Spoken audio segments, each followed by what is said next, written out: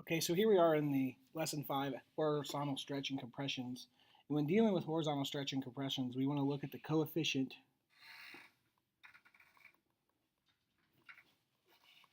inside of the absolute value operation. And the coefficient is the constant, which I labeled as C here, but in our general form it's actually a B, so I'm going to write a B over top of this.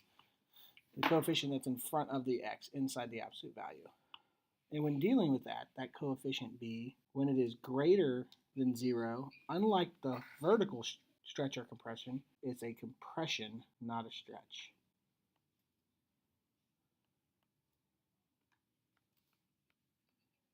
And when it's that constant B is between 0 and 1 for horizontals, it's actually a stretch.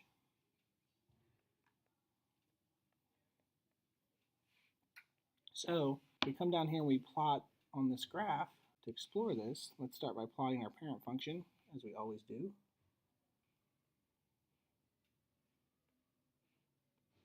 And we can see our parent function right here. Now let's plot our points. So at 0, we have 0 times 2, the absolute value of 0 is 0. And then if we put in positive 1, we have 2 times positive 1, the absolute value of 2 is just 2. If we put in 2 for x, we get 2 times 2, which is 4, and the absolute value of 4 is just 4. If we put in negative 1 for x, we get negative 1 times 2, which is negative 2, and the absolute value of negative 2 is just 2. And if we put in negative 2 for x, we get negative 2 times 2, which is negative 4. And the absolute value of negative 4 is just 4. And if we come over here and plot these points, we get 0, 0 here. Then we get negative 1, 2. And then we get negative 2, 4. And we get 1, 2.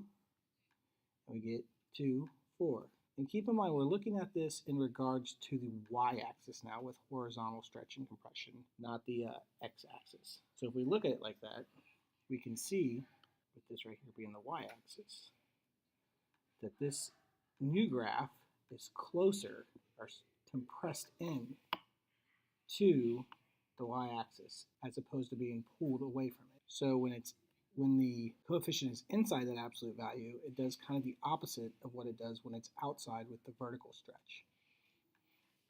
Let's come down and explore more. Again, let's draw our parent function first.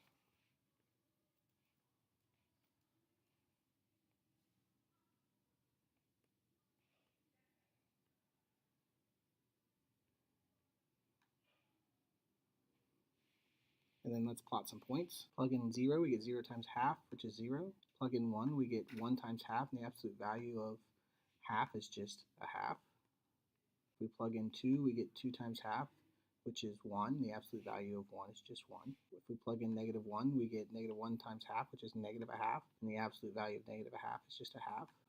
And if we plug in negative 2, we get negative 2 times half, which is negative 1, and the absolute value of negative 1 is just 1. So if we plot these points again, we get 0, we get 1 half, and we get 2, 1, and we get negative 1 half,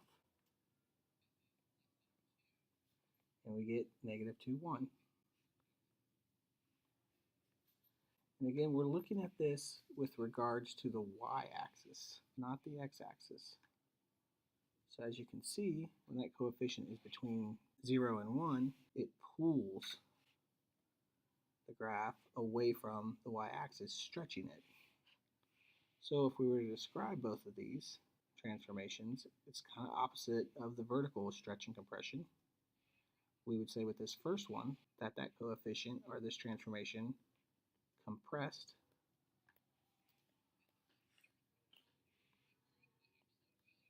horizontally,